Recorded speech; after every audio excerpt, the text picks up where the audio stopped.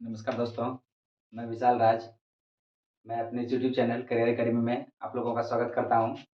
मैं आप लोगों के लिए एक खास टॉपिक लेकर के आया हूं, जो हमारे भारतीय संविधान से जुड़ी हुई है और यह टॉपिक का नाम है प्रधानमंत्री एवं मंत्रिपरिषद। प्रधानमंत्री एवं मंत्रिपरिषद। तो इसके पहले हमने पिछली वीडियो में पूरा पूरा अनुच्छेद 1 से लेकर के अनुच्छेद 70 तक कंप्लीट किया और 71 तक। जिन्होंने भी अभी तक वो वीडियो नहीं देखा है, इस वीडियो के डिस्क्रिप्शन में उसका लिंक दिया गया है। आप लोग जाएँ और उस लिंक को टच करके पिछली वीडियो को देखें, या तो हमारे ऑफ़िशियल जो चैनल है करियर अकेडमी, इस पर जाकर के आप सर्च करके हमारा सारा वीडियो पिछले वाला देख सकते हैं। आप लोग को उसमें एक पूरी बारीकी तरह से समझाया गया, बताया गया है, अनुच्छेद के बारे में समझाया गया है, उसमें क्या-क्या है, इन सभी चीज़ों को कवर किया गया है। तो आप लोगों को वीडियो अच्छा लगेगा, आप लोग पिछले वीडियो को जाके ज़रूर देखें। और आइए इस वीडियो में हम लोग प्रधानमंत्री के बारे में जानते हैं। इसके पहले वाले में हमने राष्ट्रपति के बारे में, उपराष्ट्रपति के बारे में और हमारा मौलिक अधिकार, मौलिक कर्तव्य और नीति तत्व जितने भी हैं, सबको हमने नागरिकता के बारे में सबका वीडियो में अपलोड कर चुका हूँ। तो आइए अब इस प्रधानमंत्री के बारे में जानते हैं। प्रधानमंत्री एवं मंत्रिपरिषद, प्रधानमंत्री एवं मंत्रिपरिषद का बात करता है। देखिए, तो ये अनुच्छेद 74 का बात करता है। अनुच्छेद 74 में कहता है कि राष्ट्रपति के कार्यों के, अनुच्छेद 74 ये हमको बताता है कि राष्ट्रपति के कार्यों के निर्वहन करने के लिए, कार्यों के निर्वहन करने के लिए एवं सलाह देने के लिए, देखिए लिखे हैं, यहाँ कह रहा है कि अनुच्छेद 74 कहता है कि राष्ट्रपति को उसके कार्यों में सलाह एवं सहयोग देने हेतु मंत्रिपरिषद का गठन किया जाता है। तो मंत्रिपरिषद का जो गठन किया जाता है, क्यों किया जाता है? राष्ट्रपति के कार्यों को निपटाने, यानी कि राष्ट्रपति के कार्यों में सलाह एवं सहयोग देने हेतु मंत्रिपरिषद का गठन किया गया है, ठीक है। और मंत्रिपरिषद का गठन जो किया गया है, वो किया गया है अनुच्छेद 74 के तहत। और मंत्रिपरिषद का जो हेड होता है, यानी जो मुखिया होता है, वो प्रधानमंत्री होते हैं। कौन होते हैं? प्रधानमंत्री। तो आप लोगों को समझ में आया कि प्रधानमंत्री और मंत्रिपरिषद में क्या संबंध है? मंत्रिपरिषद गठन जो किया जाता है, ये राष्ट्रपति के कार्यों के निर्वहन करने के लिए, यानी कि राष्ट्रपति का जितना भी कार्य होता है, इन कार्यों में सहयोग देने के लिए, राष्ट्रपति के कार्यों में सहयोग देने के लिए मंत्रिपरिषद का गठन किया जाता है। और मंत्रिपरिषद का जो हेड होता है, यानी मुखिया होता है, वह प्रधानमंत्री होता है। तो आप लोगों को समझ में आ गया प्रधानमंत्री एवं मंत्रिपरिषद में।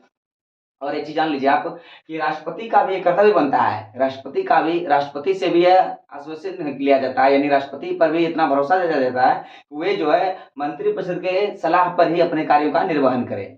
तो आप लोगों को समझ में आया बात कि राष्ट्रपति का ये अपना दायित्व बनता है कि मंत्रिपरिषद का जो गठन किया जाता है, उसके ही कार्यों, उनके ही द्वारा दिए गए निर्देशानुसार के अनुसार ही राष्ट्रपति को अपना कार्यों का निर्वहन करना चाहिए। यानी प्रधान राष्ट्रपति भी जो है मंत्रिपरिषद के प्रति अपने आप को क्या बोलते हैं, आभार व्यक्त करना चाहिए इस तरह से। आइए अनुच्छेद 74 आप लोग समझ में आ गया हो। उसके बाद देखिए यहाँ लिखे हैं कि मंत्रिपरिषद जो होता है गठन, मंत्रिपरिषद में 3 प्रकार के मंत्री होते हैं। मंत्रिपरिषद का जो गठन किया जाता है 3 प्रकार के मंत्रियों को मिला करके। तब 3 प्रकार के मंत्री कौन कौन आ जाते हैं हमारा? देखिए, एक होता है कैबिनेट मंत्री, दूसरा होता है राज्य मंत्री, तीसरा होता है उप मंत्री। क्या होता है? कैबिनेट मंत्री, राज्य मंत्री एवं उप मंत्री। इन 3 मंत्रियों को मिला के कैबिनेट मंत्री, राज्य मंत्री एवं उप मंत्री, इन 3 प्रकार के राज्य मंत्रियों को मिला करके हमारा मंत्रिपरिषद बनता है। और मंत्रिपरिषद का जो गठन किया गया किस अनुच्छेद में? अनुच्छेद 74 में। प्रश्न पूछा जाता है कि मंत्रिपरिषद का गठन जो है संविधान के किस अनुच्छेद में है? तो अनुच्छेद 74 में। तो प्रश्न पूछा जाता है मंत्रिपरिषद का गठन क्यों किया जाता है? तो राष्ट्रपति के कार्यों के निर्वहन करने के लिए, राष्ट्रपति के कार्यों में सहयोग देने के लिए। फिर देखिए, एक तरीके से क्वेश्चन पूछा जाता है कि मंत्रिपरिषद का हेड यानी कि मुखिया कौन होता है? तो प्रधानमंत्री होता है। तो आप लोगों को इतना बात समझ में आ गया हो। तो मंत्रिपरिषद जो 3 मंत्रियों से मिलकर के बनता है, कैबिनेट मंत्री, राज्य मंत्री और उप मंत्री। ये 3 प्रकार के मंत्री मिलकर हमारा मंत्रिपरिषद बनता है। देखिए, मंत्री, थोड़ा सा इसके बारे में जान लेंगे, कैबिनेट मंत्री, राज्य मंत्री, उप मंत्री के बारे में। मंत्रिपरिषद और एक होता है मंत्रिमंडल, ये 2 प्रकार का चीज होता है। एक मंत्रिपरिषद, एक होता है मंत्रिमंडल। तो मंत्रिमंडल जो बनता है उसमें केवल केंद्रीय कैबिनेट मंत्री जो होता है, कैबिनेट मंत्रियों का जो समूह होता है, कैबिनेट मंत्रियों के समूह को मंत्रिमंडल कहते हैं। क्या कहते हैं?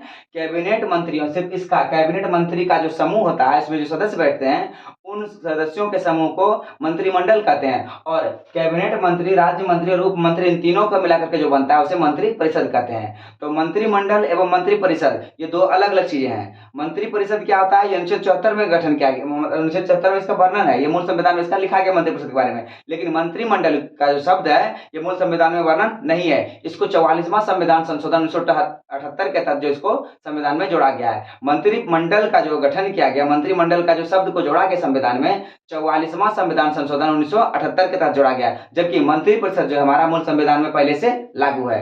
तो आप लोगों को समझ में आएगा मंत्री परिषद और मंत्रिमंडल क्या होता है। मंत्री परिषद क्या हुआ, मंत्री परिषद में कैबिनेट मंत्री, राज्य मंत्री, उप मंत्री, इन तीनों के समूह को मिलाकर के मंत्री परिषद बनाया जाता है। और मंत्रिमंडल क्या है, तो कैबिनेट मंत्रियों के समूह को, कैबिनेट मंत्रियों के समूह को मंत्रिमंडल कहते हैं। मंत्रिमंडल मूल संविधान में नहीं थे, ये 44वां संविधान संशोधन 1978 के तहत इसको संविधान में जोड़ा गया है। तो आप लोगों को मंत्रिमंडल और मंत्रिपरिषद में अंतर समझ में आ गया हो, दोनों अलग अलग चीज है।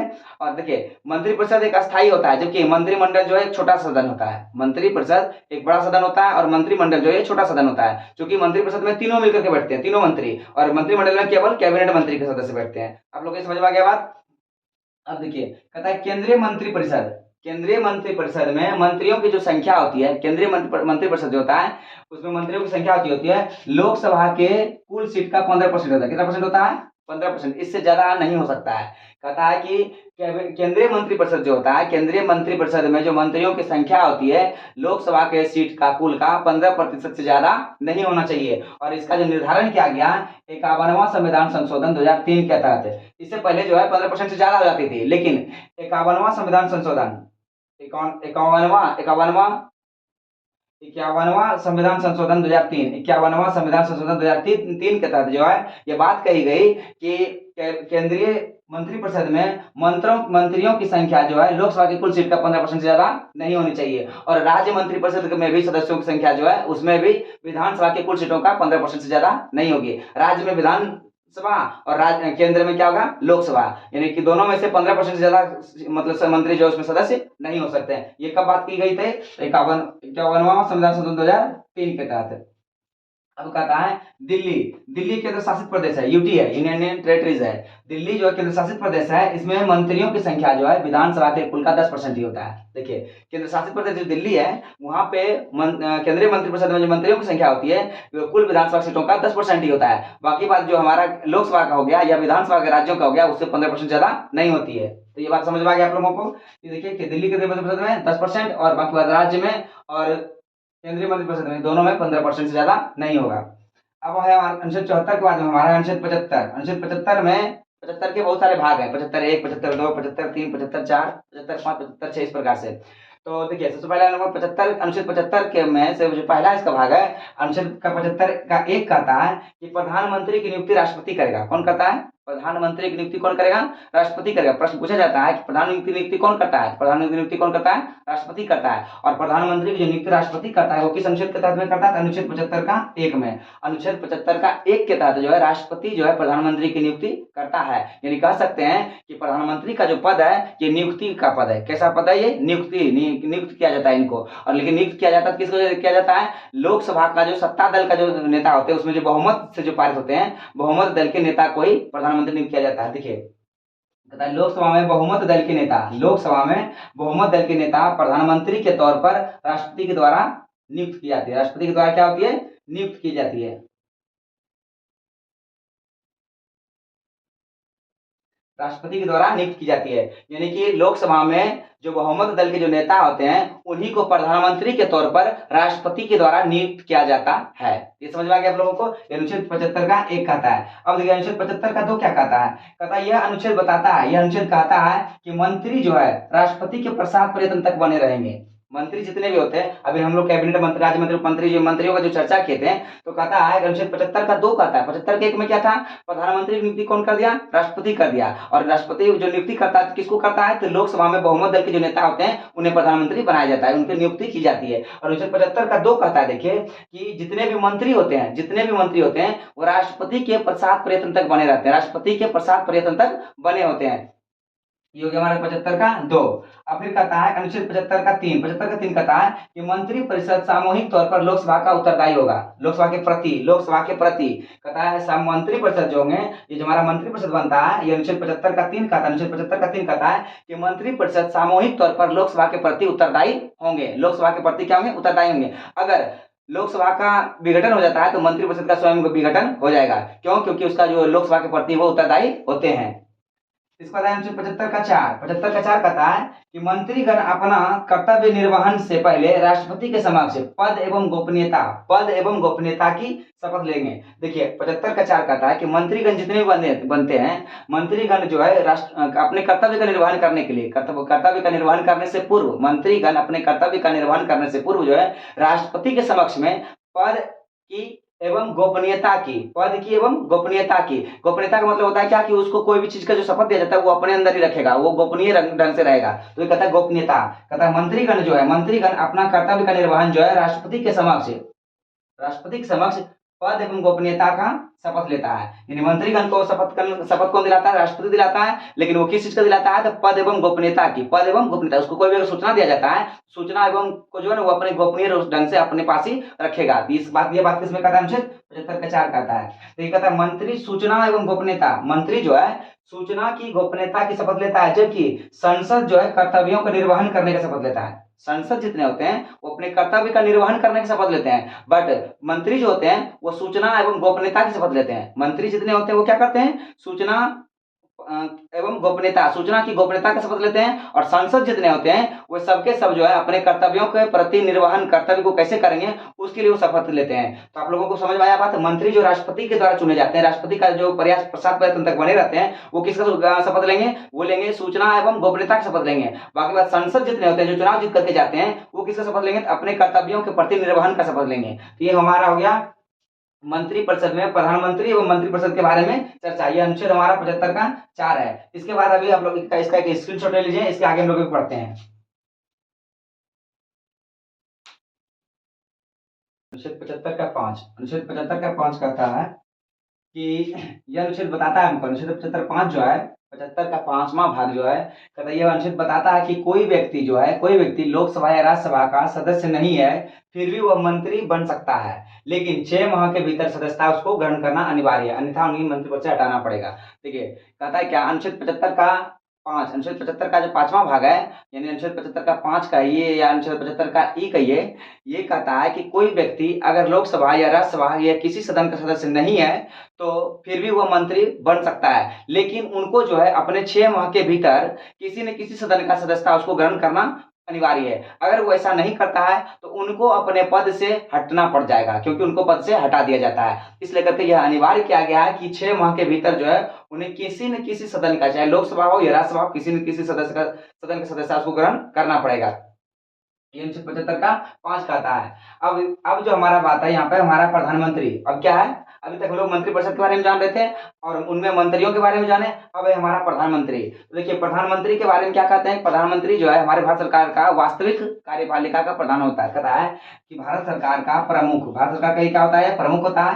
भारत सरकार का प्रमुख कौन होता है, प्रधानमंत्री होता है, तथा ये कार्यपालिका का वास्तविक प्रमुख कौन होता है, तो प्रधानमंत्री होता है। कार्यपालिका का जो वास्तविक जितना भी काम होता है, सबका जितने भी काम काज होते हैं देश में, वो सबका जो उसको बोलते हैं कार्यपालिका, और कार्यपालिका का जो हेड होता है यानी प्रमुख होता है वो कौन होते हैं, प्रधानमंत्री होते हैं। और प्रधानमंत्री क्या कहता है, भारत सरकार का प्रमुख माना जाता है। क्या माना जाता है, इसको प्रमुख माना जाता है, यानी कि हेड ये कह सकते हैं।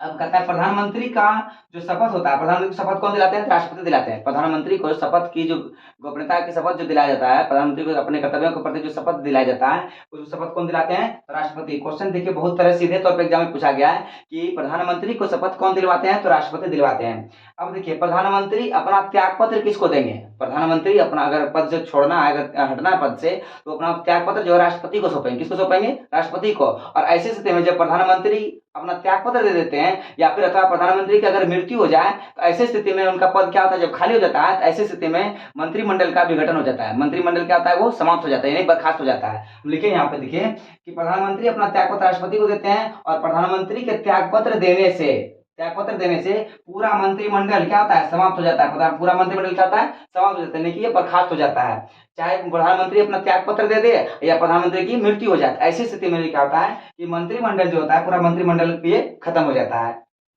अब कहता है अभी तक जो है ऐसे प्रधानमंत्री 3 हुए हैं जिनके पद पर रहते हुए मृत्यु हो गई है। ऐसे 3 प्रधानमंत्री हुए हैं कि जिनका पद पर रहते हुए मृत्यु हो गई है और मंत्रिमंडल का क्या हो गया है, विघटन हो चुका है, यानी कि बर्खास्त क्या हो चुका है। तो ऐसे 3 प्रधानमंत्री कौन कौन है, पहले है पंडित जवाहरलाल नेहरू। पहले कौन है, पंडित जवाहरलाल नेहरू, इनका भी पद पर मृत्यु हो गया। दूसरा है लाल बहादुर शास्त्री, लाल बहादुर शास्त्री, इनका भी पद पर रहते हुए मृत्यु हुआ है। और तीसरा है इंदिरा गांधी, इंदिरा गांधी भी अपने पद पर ही थी तो इनकी मृत्यु हो गई थी। और ऐसे स्थिति में क्या हुआ, इनकी मृत्यु के बाद मंत्रिमंडल का विघटन हो चुका था, यानी बर्खास्त हो गया। अब कहते हैं कि प्रधानमंत्री के रूप में लाल बहादुर शास्त्री एक ऐसे प्रधानमंत्री हुए जिनका मृत्यु जो निधन जो है भारत के बाहर, भारत में नहीं, भारत के बाहर ताशकंद में हुआ। कहाँ हुआ, ताशकंद में। ताशकंद पाकिस्तान में पड़ता है। तो ताशकंद में एक समझौता रहता है जिसको ताशकंद समझौता कहते हैं। उसी समझौते की बैठक करने के लिए ये भारत से बाहर ताशकंद गए हुए थे लाल बहादुर शास्त्री। और उसी समझौते में क्या हुआ, इनकी वहां पे समझौता के बाद जो इनका कुछ दिन बाद वहां दौरा, दिल का दौरा पड़ता है इनको और इनकी वहां पे मृत्यु हो जाती है। तो ताशकंद समझौता के दरमियान इनकी क्या हुई, वहां पे मृत्यु हो गई। तो 1900 प्रधानमंत्री के रूप में कौन थे, लाल बहादुर शास्त्री, जिनका निधन भारत के बाहर हुआ है। इसको कहता है जवाहरलाल नेहरू, पंडित जवाहरलाल नेहरू तथा लाल बहादुर शास्त्री। देखिए जब पंडित जवाहरलाल नेहरू और लाल बहादुर शास्त्री की मृत्यु हो गई सडनली, यानी अचानक तौर पर, तो ऐसी स्थिति में प्रधानमंत्री के पद पर कार्यवाहक के रूप में प्रधानमंत्री के पद को किसने संभाला, गुलजारी लाल नंदा ने। किसने संभाला, गुलजारी लाल नंदा। देखिए लिखे हुए हैं गुलजारी लाल नंदा ने प्रधानमंत्री के रूप में काम किया। कब किया, जब पंडित जवाहरलाल नेहरू की मृत्यु हो गई और दूसरी बार जब लाल बहादुर शास्त्री की मृत्यु हो गई। तो ऐसी स्थिति में दोनों के दोनों बार जो है कार्यवाहक प्रधानमंत्री के रूप में कौन कार्य किए हैं, तो गुलजारी लाल नंदा। अब देखिए यहाँ पे थोड़ा सा हम लोग याद रखने का एक लॉजिक लगाते हैं। कहता है क्या कि जब पंडित जवाहरलाल नेहरू फर्स्ट प्रधानमंत्री थे, इनकी मृत्यु हो गई, तो मृत्यु होने के बाद जो अचानक से दिमाग नहीं काम करने लगा, याद रखने के लिए हम सिर्फ कह रहे हैं कि इनका अचानक से क्या होता है कि मंत्रिमंडल का विघटन होने लगा, मंत्रिमंडल का बर्खास्त ना हो इसलिए करके क्या किया गया, एक कार्यवाहक यानी किसी तरह काम चलाने लगा, कार्य का वाहक करने वाला, कार्य मतलब काम, वाहक मतलब ले जाना, मतलब वहन करने वाला, यानी कार्यों का वहन करने के लिए किसी तरह से, यानी दिन गुजारने के लिए, यानी कि प्रधानमंत्री के रूप में दिन गुजारने के लिए प्रधानमंत्री नियुक्त की गई। तो गुजारने के लिए, दिन गुजारने के लिए, तो गुजारने के लिए गुलजारी लाल नंदा। किसको चुना गया, गुलजारी लाल नंदा। बोला कि ऐसा व्यक्ति को चुनो जो दिन गुजार सके, प्रधानमंत्री के रूप में है ना, कहता है प्रधानमंत्री के रूप में दिन गुजार सके ताकि मंत्रिमंडल का विघटन ना हो सके। तो कहता है मंत्रिमंडल को बचाने के लिए कार्यवाहक के प्रधानमंत्री के रूप में दिन गुजारने के लिए, यानी प्रधानमंत्री के रूप में किसे नियुक्त किया गया, तो गुजारने के लिए तो गुलजारी लाल नंदा को, याद रखिएगा। तो दिन गुजारा किसके जरिए, गुलजारी लाल नंदा के द्वारा, गुलजारी लाल नंदा के द्वारा जो है कार्यवाहक प्रधानमंत्री के रूप में इनको चुना गया। तो आप लोग इस वीडियो का इसका स्क्रीनशॉट ले लें। प्रधानमंत्री से जुड़े हुए कुछ अन्य बिंदु हैं जिनको हम लोग समझने का और जानने का प्रयास करेंगे। तो आइए जानते हैं। देखिए प्रधानमंत्री का कार्यकाल, प्रधानमंत्री के कार्यकाल के बारे में बताना चाहता हूं कि प्रधानमंत्री का जो कार्यकाल होता है ये 5 वर्षों का होता है। कितने वर्षों का होता है, 5 वर्ष का। लेकिन तब तक होता है जब तक उसका लोकसभा में उनका बहुमत प्राप्त होता है। कहता है क्या, प्रधानमंत्री का कार्यकाल जो कितने वर्षों का होता है, 5 वर्षों का होता है। देखिए अगर कोई तरह की दिक्कत नहीं हो तो वो 5 वर्ष तक अपने पद पर प्रधानमंत्री के रूप में कार्य कर सकते हैं। लेकिन अगर लोकसभा में उसका सत्ता में जो बहुमत जो होती है वो बहुमत अगर खत्म हो जाए, यानी अगर कोई संसद उसको छोड़ करके दूसरे पार्टी में चला जाए, तो विपक्ष में चला जाए, तो ऐसी स्थिति में अगर उसके बहुमत का अगर मान्यता खत्म हो जाती है, तो ऐसी स्थिति में जो है प्रधानमंत्री को पद से अपना हटना पड़ जाता है। यानी 5 साल पूरा हो या नहीं हो इस बात से कोई फर्क नहीं पड़ता है। लेकिन उनका कार्यकाल जो होता है 5 वर्षों का होता है, लेकिन तब तक रहता है जब तक वो लोकसभा में बहुमत उनको प्राप्त होता है। तो ये हो गया हमारा प्रधानमंत्री का कार्यकाल से संबंधित बातें। अब देखिए प्रधानमंत्री बनने के लिए दोनों में से किसी सदन में, चाहे लोकसभा में या राज्यसभा में, किसी सदन में उनको अपनी सदस्यता ग्रहण करनी पड़ती होती है। और अगर ऐसा नहीं किया हुआ है तो उनको 6 माह के अंदर जो है उनको सदस्यता ग्रहण करनी पड़ती है, यानी कि अनिवार्य है। अब जैसे भी देख लीजिए कि नरेंद्र मोदी जो है ये लोकसभा के नेता है और मनमोहन सिंह जो थे वो राज्यसभा के सदस्यता ग्रहण किए थे। यानी नरेंद्र मोदी लोकसभा के सदस्य हैं और मनमोहन सिंह जो है राज्यसभा के सदस्य हैं। और दोनों प्रधानमंत्री अभी नरेंद्र मोदी तो वर्तमान में भी हैं और मनमोहन सिंह जो पिछले मोदी जी से पहले जो प्रधानमंत्री थे वो हमारे मनमोहन सिंह थे और वो किस सदन के थे, तो राज्यसभा सदन के थे। इसलिए यहाँ कहा जाता है कि प्रधानमंत्री बनने के लिए लोकसभा या राज्यसभा यानी दोनों संसद के दोनों में से किसी सदन का सदस्य होना अनिवार्य है। और अगर वो सदन का सदस्य नहीं है तो 6 माह के भीतर जो है उनको किसी न किसी सदन का सदस्यता ग्रहण करनी अनिवार्य है। अब देखिए, प्रधानमंत्री लोकसभा का नेता होता है। प्रधानमंत्री मुख्य रूप से किसका नेता होता है? लोकसभा का नेता होता है। इसलिए तुरंत यहाँ लिखे हुए हैं कि लोकसभा में उनका बहुमत अगर प्राप्त होता है तो प्रधानमंत्री पद पर बने रहेंगे। कितने दिनों के लिए? 5 वर्षों के लिए। अब कहता है ब्रिटेन। अब देखिए यहाँ पे एक बात की गई है, भारत में जिस प्रकार से प्रधानमंत्री होता है उसी प्रकार से ब्रिटेन में भारतीयों को संसद के दोनों सदन की सदस्यता अनिवार्य होता है। उसी प्रकार से ब्रिटेन में भी, यानी इंग्लैंड में भी, वहां का प्रधानमंत्री बनने के लिए वहां भी ये नियम शर्तें लागू की गई है। क्या शर्तें की गई है? कहता है ब्रिटेन का प्रधानमंत्री बनने के लिए, ब्रिटेन में जो प्रधानमंत्री बनते हैं उनको प्रधानमंत्री बनने के लिए हाउस ऑफ कॉमन का सदस्यता होना अनिवार्य है। जो व्यक्ति हाउस ऑफ कॉमन सदस्य नहीं होता है वो ब्रिटेन के प्रधानमंत्री नहीं बन सकते हैं। यहाँ कह रहा है कि ब्रिटेन के प्रधानमंत्री बनने के लिए हाउस ऑफ कॉमन का सदस्य होना आवश्यक होता है। इसके बाद ब्रिटेन के संदर्भ में भारत की तुलना की गई है। ब्रिटेन के संदर्भ में क्या की गई? भारत की तुलना की गई। जिस प्रकार से ब्रिटेन में हाउस ऑफ कॉमन्स है उसी प्रकार से भारत में क्या है? लोकसभा है। यहाँ कह रहा है कि ब्रिटेन के संदर्भ में लोकसभा का तुलना जो है हाउस ऑफ कॉमन से किया गया। किससे किया गया? हाउस ऑफ कॉमन से। तथा राज्यसभा की जो तुलना की गई है वो किया गया हाउस ऑफ लॉर्ड्स के द्वारा। हाउस ऑफ लॉर्ड्स के द्वारा। हाउस ऑफ कॉमन की तुलना किससे हुई? लोकसभा से। भारत का लोकसभा, ब्रिटेन का हाउस ऑफ कॉमन्स। भारत का राज्यसभा, ब्रिटेन का हाउस ऑफ लॉर्ड्स। इन दोनों से उसकी क्या की गई? तुलना की गई है। जिस प्रकार भारत में दोनों में से किसी का सदस्यता अनिवार्य होता है उसी प्रकार से ब्रिटेन में इन दोनों में से किसी का सदस्यता अनिवार्य होता है। कहता है अब यहाँ पे है कि सबसे अधिक उम्र में प्रधानमंत्री बनने का जो रिकॉर्ड है वो किसके नाम दर्ज की गई है? तो मोरारजी देसाई। कौन है ये? मोरारजी देसाई 81 वर्ष के थे, उस उम्र में वो प्रधानमंत्री बने हैं। इसलिए उससे अधिक उम्र के वाले व्यक्ति अभी तक भारत में प्रधानमंत्री नहीं बने। इसलिए कहा जाता है कि सबसे अधिक उम्र में प्रधानमंत्री बनने का जो रिकॉर्ड दर्ज किया गया किसके नाम दर्ज है? तो मोरारजी देसाई के। वो कितने वर्ष के थे उस वक्त? 81 वर्ष के। और सबसे कम उम्र का जो व्यक्ति थे वो भी प्रधानमंत्री बने, उनका नाम है राजीव गांधी। क्या नाम है? राजीव गांधी नाम है। और ये मात्र 40 वर्ष के थे। 40 वर्ष से कम उम्र के अभी तक ऐसे कोई व्यक्ति जो है प्रधानमंत्री पद पर आसीन नहीं हुए हैं। तो 40 वर्ष के सबसे कम उम्र के थे, इसलिए राजीव गांधी सबसे कम उम्र वाले हो गए और मोरारजी देसाई सबसे ज्यादा उम्र यानी 81 वर्ष के थे और इनके नाम से ये रिकॉर्ड दर्ज है।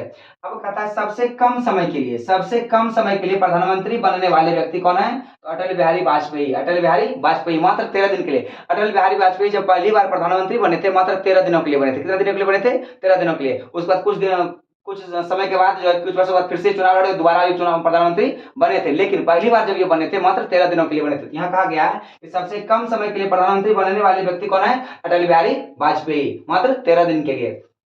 इसके बाद एकमात्र प्रधानमंत्री विश्वनाथ प्रताप सिंह, जिनको अविश्वास प्रस्ताव के द्वारा उसको हटाया गया है। यानी विश्वनाथ प्रताप सिंह ऐसे प्रधानमंत्री हुए कि यह जो है अपने सदन में विश्वास प्रस्ताव को पारित नहीं कर पाए, ये विश्वास प्रस्ताव के ऊपर खरे नहीं उतर पाए, इसलिए इनको जो है अविश्वास प्रस्ताव के तहत जो इनको हटाया गया। अविश्वास प्रस्ताव के तहत हटाने जाने वाले प्रथम प्रधानमंत्री कौन व्यक्ति हो गए? विश्वनाथ प्रताप सिंह जो है विश्वास प्रस्ताव पर खरे नहीं उतरे। अब कहता है दक्षिण भारत, हमारा दक्षिण भारत जो है, दक्षिण भारत का जो हिस्सा दक्षिण एरिया है उसका कह रहा है कि दक्षिण भारत से प्रधानमंत्री बनने वाले प्रथम राजनेता, यानी पहले राजनेता ऐसे कौन से ऐसे नेता थे जो कि दक्षिण भारत से थे लेकिन उन्होंने वो जो है प्रधानमंत्री पद पर आसीन हुए। ये कौन थे? पीवी नरसिम्हा राव जो है दक्षिण भारत से थे और ये एकमात्र पहले व्यक्ति थे, राजनेता थे जो कि दक्षिण भारत से होते हुए भी प्रधानमंत्री पद पर ये ग्रहण किए यानी आसीन हुए। तो ये था हमारे प्रधानमंत्री से जुड़े हुए फैक्ट। इसका एक बार आप स्क्रीनशॉट ले सकते हैं। देखिए कुछ और बातें हैं प्रधानमंत्री से जुड़े हुए जिनको हम लोग जानेंगे। कहते हैं भारत को सर्वाधिक प्रधानमंत्री देने वाला जो राज्य है कौन सा? ये उत्तर प्रदेश है। यानी कि हो गया अभी तक जितने भी प्रधानमंत्री बने उनमें सबसे ज्यादा प्रधानमंत्री किस राज्य के रह चुके हैं? तो उत्तर प्रदेश के जो है ये ज्यादातर जो है अभी तक प्रधानमंत्री हमारे भारत में नियुक्त किए गए। कहते हैं चौधरी चरण सिंह ऐसे प्रधानमंत्री हुए जो कि लोकसभा का सामना कभी भी नहीं किए।